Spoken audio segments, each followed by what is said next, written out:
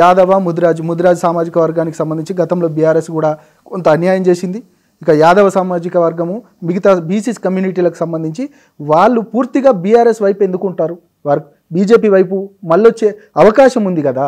ఈ 3 అంశాలకు సంబంధించి ఒకసారి క్లారిటీ ఇవ్వండి. అయితే ఫస్ట్ వన్ మొబిలిటీకి సంబంధించి ఫ్రీ మొబిలిటీ ఉన్నప్పుడు మీరు గమనిస్తే మనం స్టాటిస్టిక్స్ అనేది చాలా దూరం, ఇక దాని గురించి తర్వాత వద్దాం. మీరు జస్ట్ మాహోల్ చూద్దాం. ఫ్రీ బస్ అనగానే ఫస్ట్ నెల రోజుల పాటు చాలా ఉత్సాహంగా ప్రతి ఒక్క మహిళ వాడుకుంటుంది, విపరీతంగా జనాలను వెళ్ళినారు, జాగలేదు, కొట్టుకుంటున్నారు, రకరకాల వీడియోలు, మీమ్స్, అన్ని రకాల all sorts of news nonsense అంతా మనకు అనిపించింది. దాంతో బెనిఫిట్ లేదని నేనేమి అంత మూర్ఖంగా ఏం వాదించాను నేను. ఎట్ ద సేమ్ టైం ఈ మొబిలిటీ, ఫ్రీ మొబిలిటీ అనేటువంటి విషయం కేవలం అండర్ ప్రివిలేజ్డ్ వాళ్ళకు మాత్రమే పనిచేస్తుంది ఈరోజు.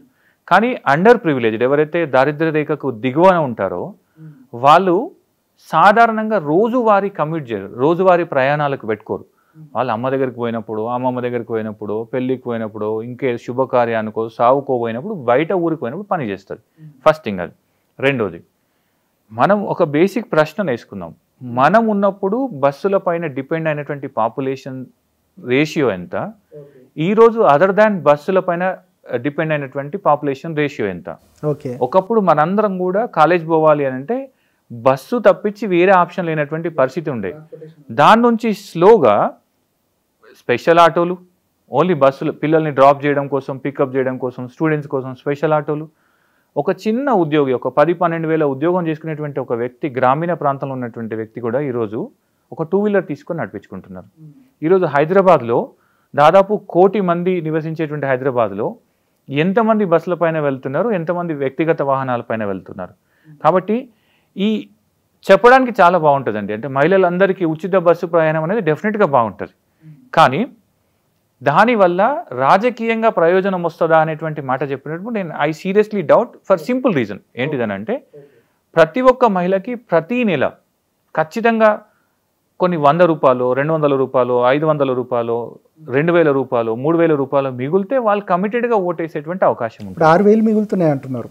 నేను అదే అంటున్నా, 6000 ఎవరికి మిగులుతున్నాయి? కేవలం ఉద్యోగాలు చేసేటువంటి ఉద్యోగాలు చేసి ప్రైవేట్గా ఒక వాహనం కొనుక్కోలేనటువంటి తక్కువ లో ఇన్కమ్ ఉన్నటువంటి మహిళలకు మాత్రమే లాభం ఇది. కానీ నాకు 2 వీలర్ ఉండి నేను నెల మొత్తం 2 వీలర్ పైననే ట్రావెల్ చేసేటువంటి ఒక మహిళకి ఈ ఉచిత బస్సు ప్రయాణంతో నామమాత్రంగా కూడా లాభం లేదు.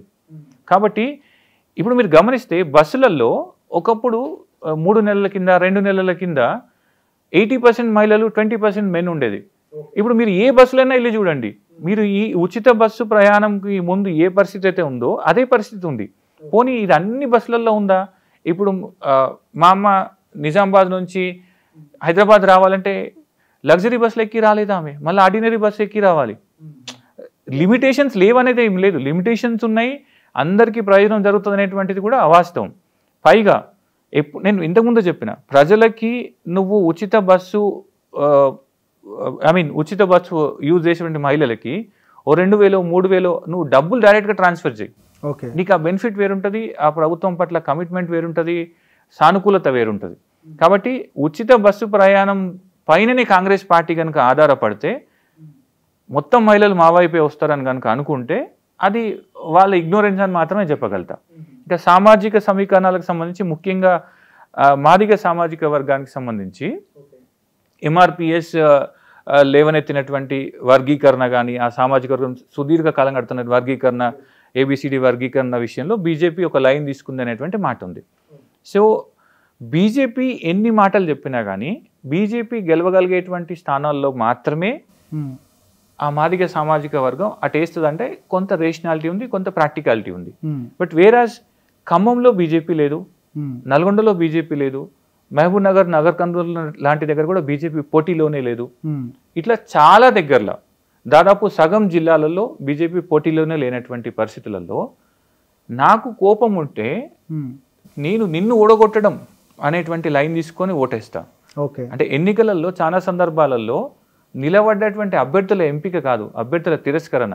అంటే ఇప్పుడు చాలా సందర్భాల్లో లీడర్స్ చెప్తుంటారు కదా, ఇది ఎలక్షన్ కాదు రిజెక్షన్ అని. ఇప్పుడు కాంగ్రెస్ పార్టీని రిజెక్ట్ చేయడమే నా ఎజెండా. ఎలక్ట్ చేయడం కాదు, వేరే పార్టీని ఎలక్ట్ చేయడం కాదు. అప్పుడు నేను ఏం చేస్తా, కాంగ్రెస్ పార్టీ గెలవద్దు అనుకుంటే ఆయన పైన ఎవరు గెలిచారో వాళ్ళకి ఓటేస్తా. కాబట్టి గంపగుత్తగా ఇది మాదిగ సామాజిక వర్గం ఓట్లంతా డైరెక్ట్ గా బీజేపీకి వెళ్తాయి.